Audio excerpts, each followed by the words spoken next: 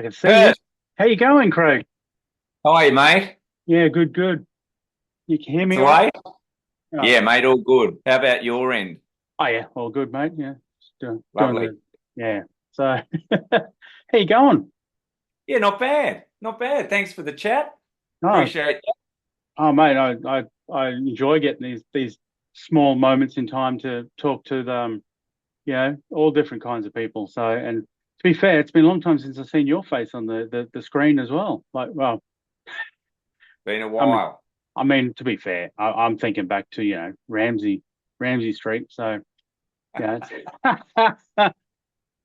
it's I don't even want to talk about how long ago that was because that just makes me feel like your father, yeah, it's scary to think of how long ago that was, isn't it, really? mate. But It was 1986, can you believe it, when I joined?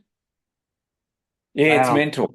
Yeah. so so I work with people that were born in the 2000s now, so it's that's kind of so I anywho, that's a I know, right? yeah. They So they missed they missed all the good stuff, those uh, youngsters. all those good times without all this social media and internet, back when you could get away with anything. So And everyone just sort of had a laugh and enjoyed each other. yeah, yeah, that's exactly right. Those were the times, and I'm assuming that we're here to talk about too your new show, which is you Six String Stories, if I'm right. And Six you've string stories. scaled that right back too to you and a mate on stage, apparently. Well, yes, it's me and a longtime mate, Dangerous Dave Williams. Dangerous only in what he can do with a set of percussion instruments. He's actually a perfectly lovely bloke. We've known each other, Kurt, we've known each other since we were kids, and in fact started working together in, again, if we think about a pre-internet, pre-2000s world, we were, we were fibbing about our ages so that we could audition for working pub and club bands. I suppose we started playing in pubs when we were 14-ish. And again, Kurt, no one had a smartphone that they could, hey, gee, that skinny guitar player looks a bit young. We better report him.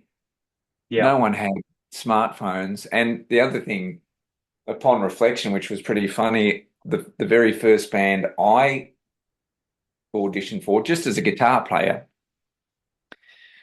and all these guys were in their late 20s. So when you're 14, they seem like old dudes, old, Yeah. Yep. experienced, been around the block plenty of times.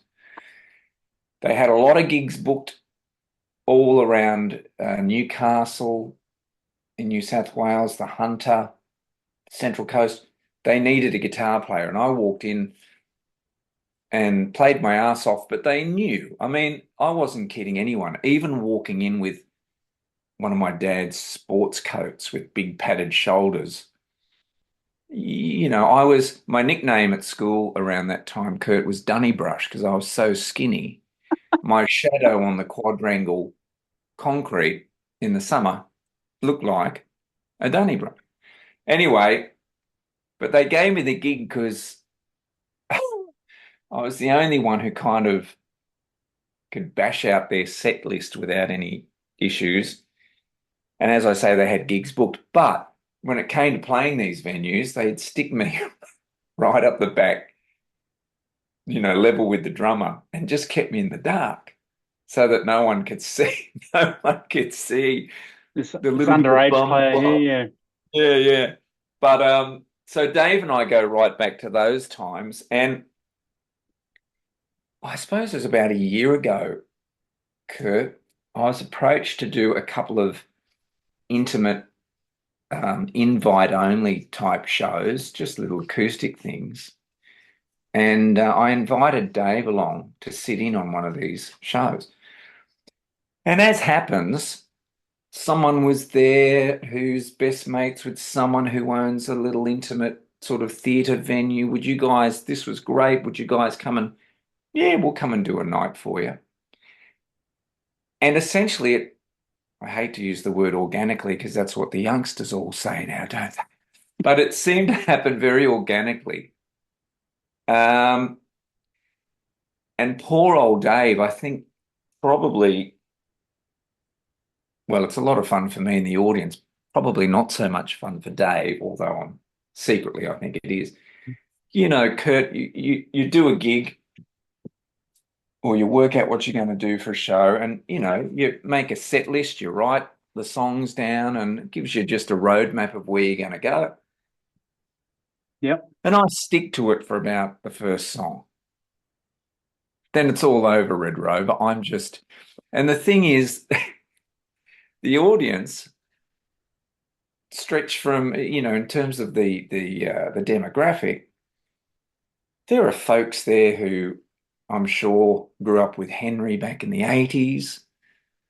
There are serious senior cits who were big fans of the Dr. Blake drama I did a few years back. Yep. There are kids who are I can't believe I'm saying this 40 years or 30 something years down the track, but who found Mona on TikTok or one of these things. So the age, I don't even know what these things are. That's me showing my age, Kurt. But so That's all right. You and me both. the ages, it's a real bag of licorice all sorts, the audience. And really, they kind of to use actor speak, they kind of direct me. So they might call something out that reminds me of a story. And it suddenly became obvious to Dave and I that just the very relaxed nature of sharing stories with the audience became as much a feature of, look, Dave and I are pretty good players, but the show became as much about sharing stories that I've never shared before. I've always been a pretty private bloke all throughout my career, but having lived and worked overseas for a long time, there's stuff that I never shared with the Australian media. And frankly, why would you? Yeah, well, don't blame you. So it sort of became this weird but wonderful mash of a little bit of fun, fabulous playing, peppered with all of these yarns. And I don't really, as you can tell, Kurt, I don't mind a bit of a chin wag, but That's it. But that's the Aussie bloke, though, isn't it? That's what we do. but it is, isn't it?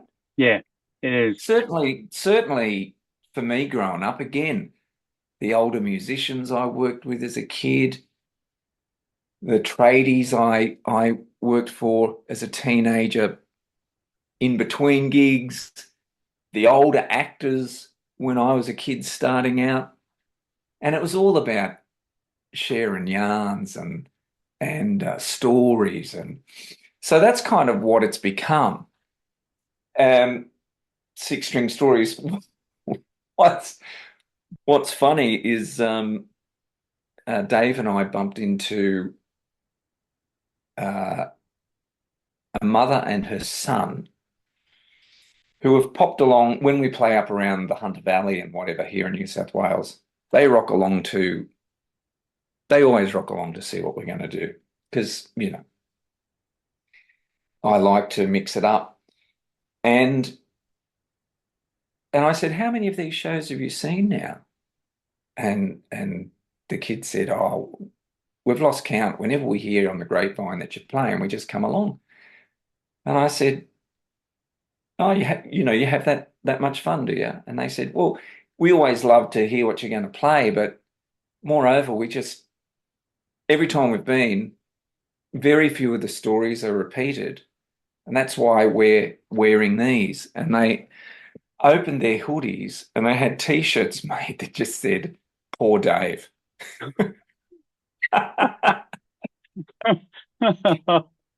which was just brilliant. So, you know, Yeah. uh, So, we so, can guarantee a good time, and we can pretty much guarantee that Dave's not going to know what's happening from one moment to the next. so basically, what you're telling me is you and a mate decide, yeah, we're going to go around, we're going to chat to people around, different venues and whatnot, and we're just going to play a bit of music, have a bit of a yarn, and why not get paid for it at the same time? Have a bit of.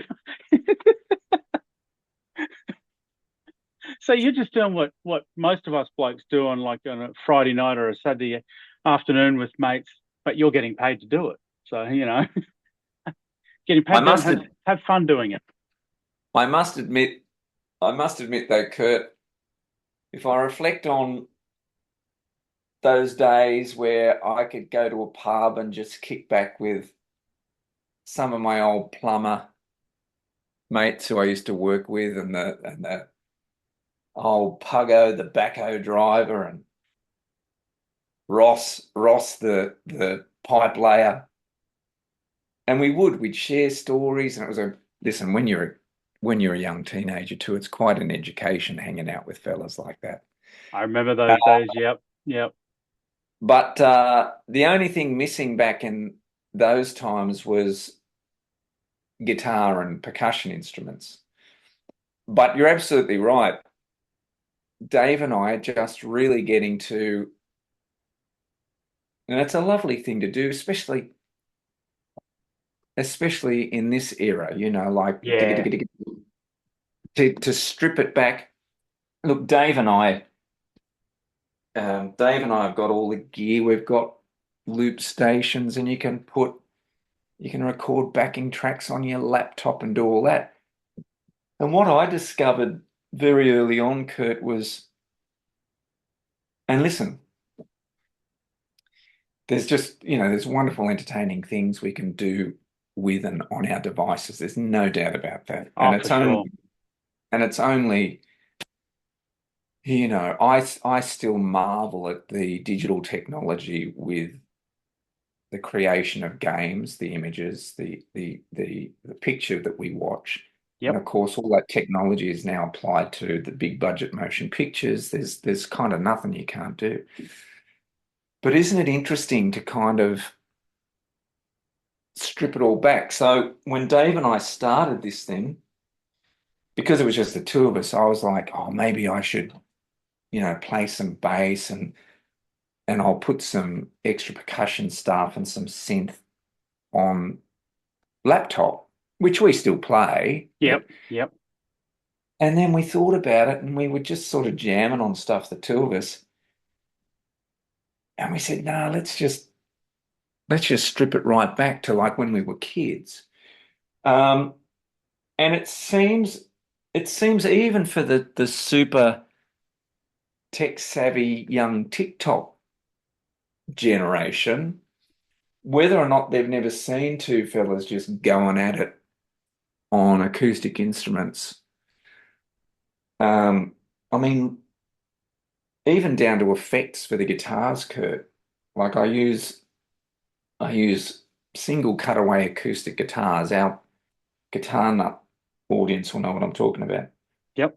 But the only pedals, the only effects, the only nod to technology I have is a tuner, just a little stomp box, a pedal tuner, and like a chorus pedal to thicken out the chord. That's it. It's all Yep. fingers on fretboards.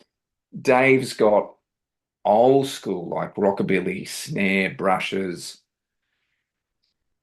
but there's something exciting about it. You can't hide anything. I can't I can't pre-record a big lush Brian May guitar solo with string pads and all the rest of it. It's literally down to the two of you, But it's kicking up a racket that hopefully people get a kick out of. And it's honest, all jokes aside, Kurt, I have to say, and there's no one, I haven't got any in shot at the moment, but you know, when I was living in London, I should save this story for Six String Stories, but I'll share it with you and our appreciate it. audience. Yeah, for sure. Um, I used to play a lot of sessions when I lived in London for, I don't know, I was there for a dozen years or so. In fact, in the end, I had an interest in a recording studio just up from Clapham Junction, Kurt, just up the hill from Clapham Junction. Um, and most of the stuff I would get asked to play was all of the the shreddy Eddie Van Halen sort of, not that you can do it on an acoustic guitar, but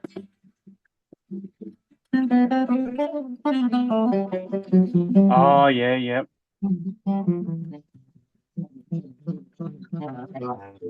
yeah. That sort of stuff. yeah.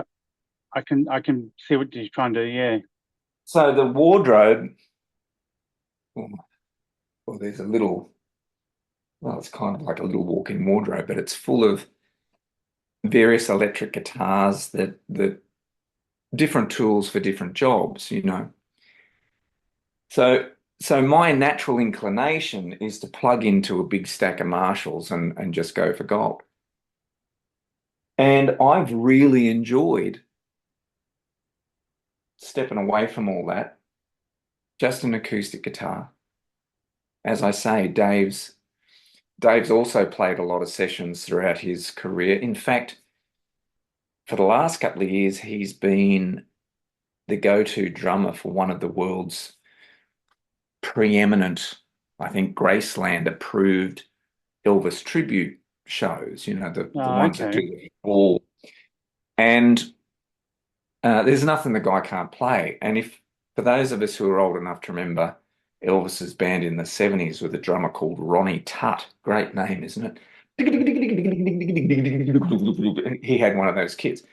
Yep. That's Dave's happy place behind a big kit like that. So for him to strip it right back to, do you know what it's a bit like, Kurt? It's a bit like that 68 comeback special where Presley's just sitting around with his old mates, fella with sticks on a closed guitar case, acoustic guitars. I think eventually Elvis might plug in a guitar, but anyway. And there is, as I say, there's just something exciting about stripping it back to the bare bones like that. Something about the rawness of it. It's just, that's what it is. It's yeah. You take away all that. Can I say the fakery, so to speak? With the electronic, add-ins and whatnot. Whereas, because my nephew, my wife's nephew, he's a drummer. I think he's just turned 20 or something like that. But he's been taught, like, he learnt from Jimmy Barnes's son. And he's currently a drummer, drumming for Natasha Rose, who was a Australia Voice contestant or something at one point. And again, he plays a lot of stuff just straight raw on the drums, and there's a better sound when you bring that back, I think, in my opinion. Like, I love music, all kinds of music, and yeah, get auto tuning should go the way of the dinosaurs, that sort of stuff. Like, yeah. Do you So know that's the word, Kurt, that I couldn't think of, and that, God bless you did. But raw, yeah. stripped away of all the BS. I'm thrilled to hear about your nephew. That's He fantastic. he's yeah, he does really well. Like, he's bloody talented. So trying to keep Wow, good on trying to you. keep my cuss words to minimum. But but no, he is really, really, really talented. Which is really good. But yeah, so it does it when he plays music and brings it, cuts everything else out. It's just there's something, yeah, like I said, raw about it, original even. So, Yeah, yeah. but yeah, And did you say Curdy's 20-ish or something? about that. Yeah, yeah, he's just turned 20. Yeah, he's somewhere around there. Yeah, See, so for so many 20-year-olds, and I'm not having a dig at them, but you can get on your computer and find any sample of yep.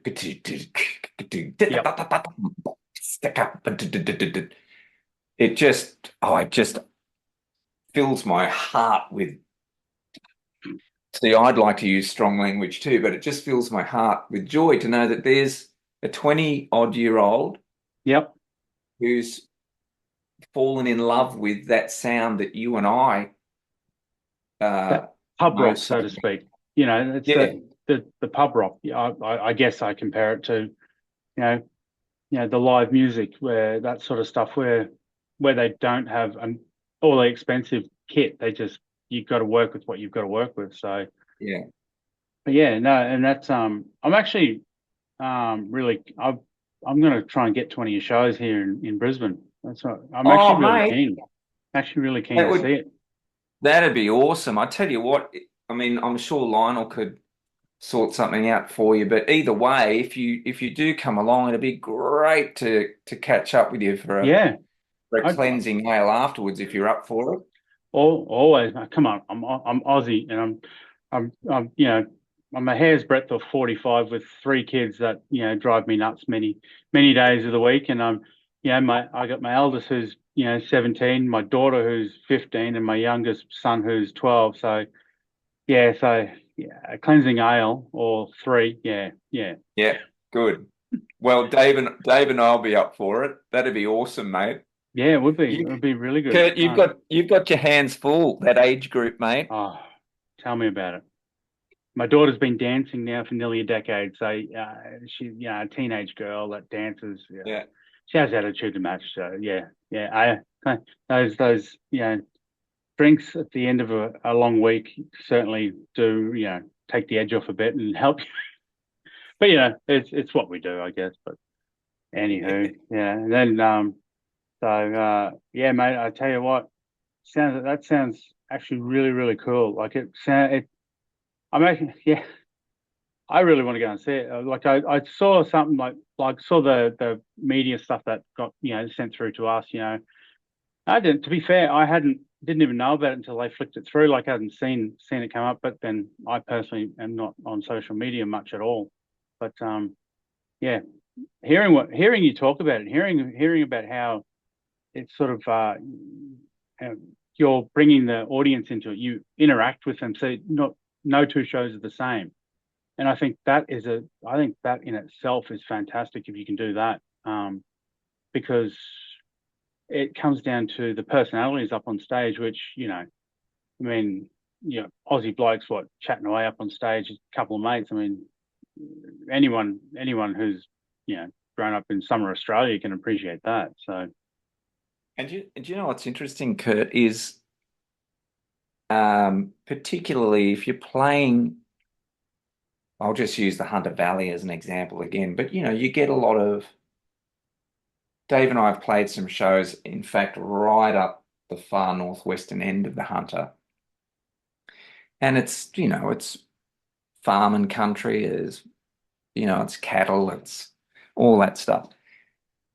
And of course, there's all the European and Canadian backpackers.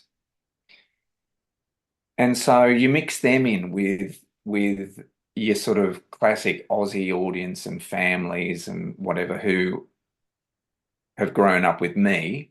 yep, Some of the Europeans and Poms will know who I am. The Dr. Blake Mysteries continues to screen all around Europe and places like that. And then you've got people from overseas who just wander in. And what's really interesting, Kurt, is again what Dave and I do together, which is all about really the audience. The audience is as much a part of the show as my guitar, if you know what I mean. yeah. I think I It's do. it's it's that sort of communion. It's that sort of inclusion. What I'm getting at is chatting to some of these folks from overseas afterwards. They would say, "Is this what every show is like if we go to see things in Australia?" And I said, "Well, probably not exactly like this, but and it gets back to what you're saying, Kurt, which is particularly the age I am. and sneaking into pubs when I mean, the first gig I snuck into, I started learning guitar when I was about, I was around 8, maybe just before my 8th birthday. But um, I'd try and go and see anything that came to our little town, if it wouldn't matter who it was. Yep. But the first rock and roll gig that I snuck into the venue under the radar when I was about, as I say, around 8 years old, was the late great John English. Oh, He had okay. he had a hit around that time called Hollywood 7. He had a band called Sebastian Hardy, and they were set up in a cinema in our local town on a little stage in front of the screen. The curtain was pulled, of course. And John was born in the UK, of course. Yep.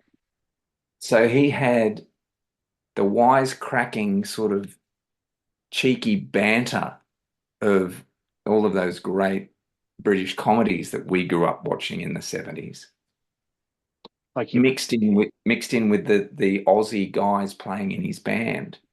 And I can remember not just being completely mesmerized by the volume of it, these big amplifiers the guys were using, but I just remember John English's banter with the audience and including his band. And it was a great rock show. It was also hilariously funny. And you felt like within 3 songs, you felt like this band and this big tall fella, that they were family, or they were at least, mates. Made you feel And I part of think it. exactly, yeah. Yeah, no, that's geez, John English. I haven't actually heard that name in a while, to be fair. Like, I don't know. I live in my own little box these days with get up and go to work, drive kids around. That's about all I got time for. That's But what I'm saying. You've got your hands full, mate. yeah. But I see I had just had a look at your tour, where you're going and your dates. Luckily, you didn't start this Wednesday because, as it is today, it's Origin Day. You'd be fighting, you'd be up against that. That's pointless. I tried to explain to someone who comes from a part of the country where, the aerial ping pong reigns supreme. Yep. And um and I tried to explain to them what origin means to New South Welshmen, Queenslanders, and the history of it. Yeah. Yep. And I said to them, whatever else is going on in the country or in the world, and I say this with respect, even the long-awaited second coming of Jesus himself would have to happen on a different day. Yep.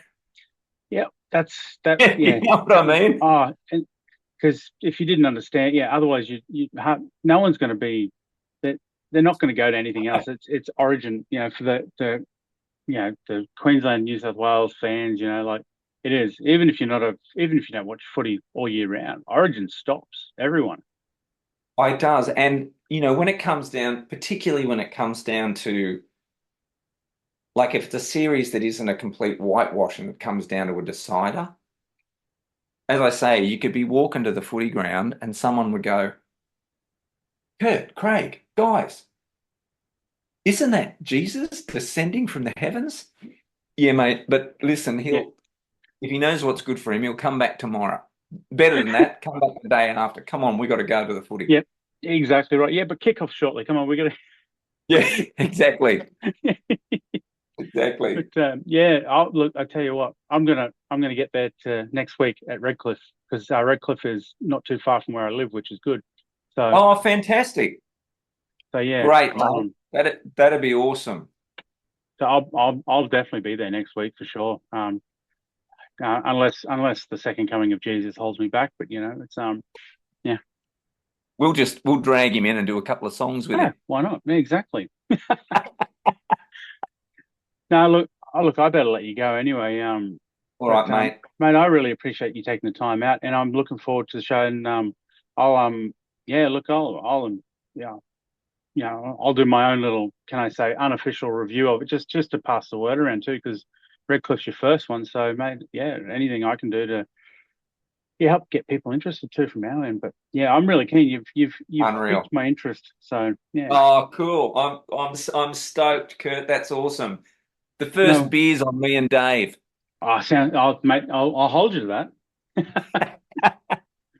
So, no, look, again, really appreciate taking time, and mate. It looks like, sounds like a lot of fun to me, like I say, it's mates just having a chat and and getting paid to have a bit of fun. So who can argue with that? We'll have a So poot. And now you know what Dave has to contend with. You get to sit in the audience with that extra bit of knowledge of like when Dave he gives me a certain look when I launch into something. And you just know that he's not a good enough actor to bullshit that stuff. So when he says to me, "What is this?" He's not kidding. But as you'll see, Kurt, he's a clever musician, so he picks up on the shit pretty quickly. But anyway, oh, it'd be great to see you there, yeah, mate. no, definitely. I might even try and rake my the drummer nephew in coming along too, see if because I think it'd be something he'd be interested in as well. I don't know about the Yeah, wife. yeah. She's not as she's you know, I'll leave her at home. Yeah, it's all right. I'll get her to drive me. That's what I'll do. That even better. Yeah. No, look, yeah, mate. I'll let you go, but yeah, yeah. Looking forward to seeing the show anyway. So, and mate, Awesome. best of luck with that, and yeah, all the rest Thanks, of it. mate. And Too listen, easy. really appreciate the chat, eh? Thank you so much. So to be fair, it's like talking to a mate when it's talking to another Aussie fella. That's it's easy. Thanks It's heaps, easy, eh? isn't it? Yeah, it Yeah. is. It really And this is. is it is. If I didn't have to get Look, back to work and let you go, half an hour's flown, and as you could tell, I would just keep going if yeah, Lionel didn't let me talk to other buggers. and yeah, and I'd be happy here to and just listen to the stories. But that's what your show's about, isn't That's it. it? That's it. Awesome, mate. Well, you enjoy the rest of your day, and yeah, mate, I'll see you next week. Unreal, Kurt. Look forward to seeing you, man. Be Sounds great. good. Yeah, will be. Thank you so much. Thank Cheers, you, mate. brother. Catch you See later. ya.